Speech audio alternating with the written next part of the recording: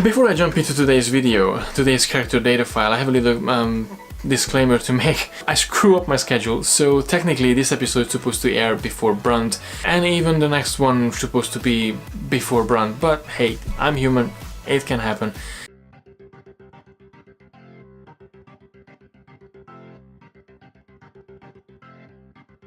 Hello and welcome back with another TREKKERPRISE character data file. Today we're going to talk about Mr. Barclay. No, not him. So today we're going to talk about Mr. Reginald Barclay. Reginald Endicott Barclay III. He appeared first in the Next Generation episode Holo-Pursuit. As far as we know, he served on the USS Zukov, and Captain Gleason was highly recommending Lieutenant Barclay. In fact, I recall Captain Gleason speaking quite highly of him before his transfer. But he turned out to be a different person when he came aboard the Enterprise. In retrospect, I wonder if Captain Gleason wasn't buttering out Red a little. He was quite nervous, he lack of self-confidence, and a lot of people used to call him Mr. Broccoli. Young Mr. Crusher started that. I guess it's caught on. No, I don't just have a broccoli here because of Lieutenant Barclay, I actually going to eat this tonight. Originally when he came over the Enterprise, the crew members didn't really like him. Commander LaForge had a really big problem with him as well, so does Commander Riker when he found out about the Free Musketeer program, and he didn't really like how he was portrayed in that particular program. So they didn't really think he will be a good fit in the Starship Enterprise, in the flagship of the Federation, but later on he turned out to be quite a playable member of the Enterprise. In 2376 the Enterprise had an encounter with an alien probe, and because of this encounter, Barclay had an accident and his IQ has been raised for a really high level. So Barclay became more confident, more outgoing and more self-conscious as well. He really became a talented person, and he was even having a conversation about quantum physics. The creators of the probe was the Catharians, and their method to encounter new civilizations wasn't really to leave their system. They sent out probes, and those probes actually scanned different life forms, and it made them to go to their place. Although after the encounter of this probe, Barclay retained his basic self, his right self, with a little bit of a confidence and a little bit of self-conscious as well. In the episode Genesis, he got a treatment for the mild Urodium flu that Dr. Crusher gave him, that activated one of Barclay's recessive genes, causing him to mutate into a spider-like creature. As Barclay was the first known patient of this disorder, Dr. Crusher decided to name the newly discovered illness in his honor. He transformed into a spider, and now he has a disease named after him.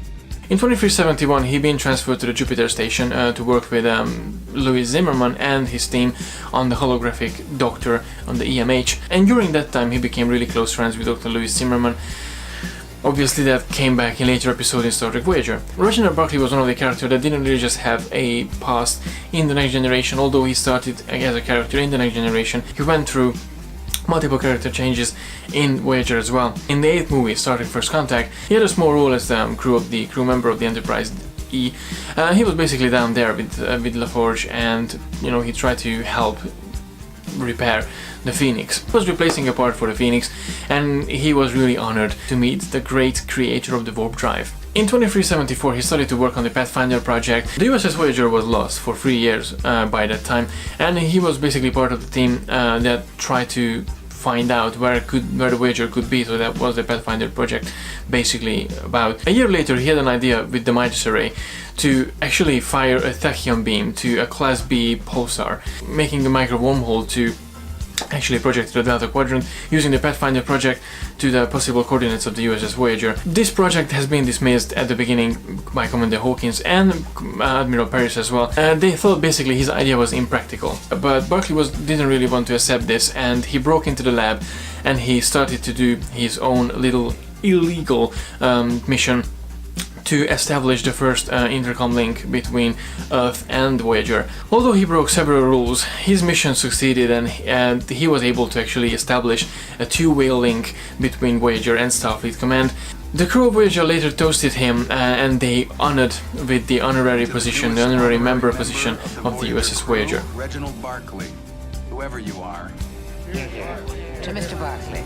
Later that year he transferred the holographic simulation of him to the Voyager, although there was a bit of a problem because one Ferengi ship got to know about his idea, and they stole his hologram. They reprogrammed the hologram in terms of get everything out from Voyager, mainly 7 of 9 of course, because of his nanoprobes, and it was really a big value for the Ferengis, just in terms of, you know, they get a lot of Lethnam out of 7 of 9. With the help of Deanna Troi and Commander Hawkins, they were able to convince the Ferengis, with a little trickery, to abandon their plan, so they closed the rift and the Voyager remained in the Delta Quadrant and no one died. In 2378, Barclay created the first transgalactic comlink between Voyager and the Starfleet Command. Basically, they had a daily real-time communication with Voyager, which was a great, really a great achievement from his side, and obviously it was a great news for the crew of the Voyager, because they stranded in the Delta Quadrant without any communication with Earth and without any communication with the family members.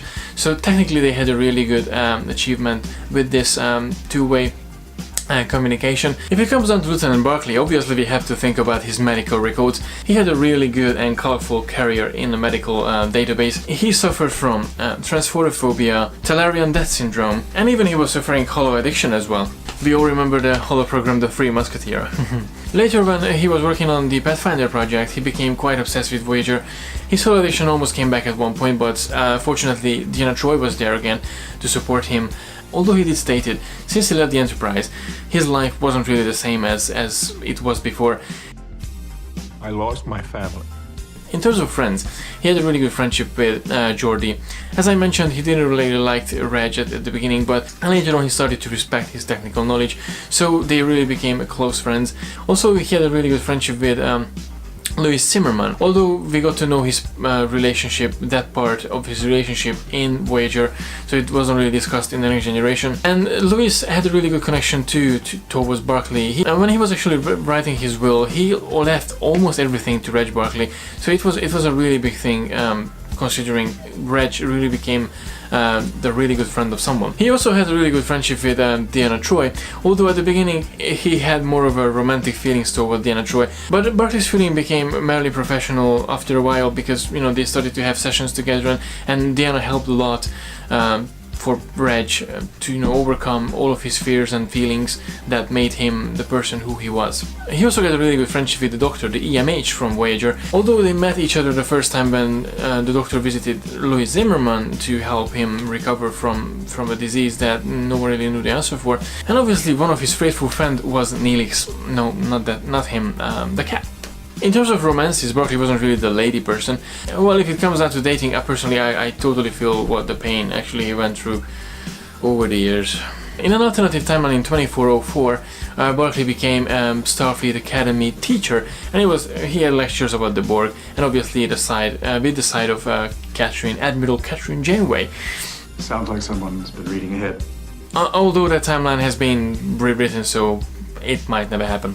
Lieutenant Barclay, played by the fantastic Dwayne Schultz. For many of you, he might be familiar from the Series A team. For me, he will always be Lieutenant Barclay. Obviously, if it comes down to Star Trek, everyone can find a character that actually relate to, and for me it was Reginald Barclay. I was kind of the same person as Barclay, and I really like his character just for the same reason, because he reminds me of my old self. Although he became a really complex and good character at the really end, he was more confident, more self-conscious, more self-aware, and more outgoing as well. And I think I became somewhat similar as well over the years. So Reginald Barclay was really someone at the beginning we saw wasn't really the perfect character. Reginald Barclay was really the guy who didn't really fit in the Enterprise. He was like the black sheep in the crew. It was actually Gene Roddenberry who came up with the idea. He wanted to have this character in the Enterprise because obviously it's not just the best of the best, it's normal human beings as well. It just really gave me an extra boost of my daily life. So if I would have to choose my alter ego in Star Trek The Next Generation, or even in the Star Trek franchise, I think I would go with Reginald Barclay. He is totally the person that I can relate the most with in terms of personal experience. Obviously I always think I have a little bit of from everyone.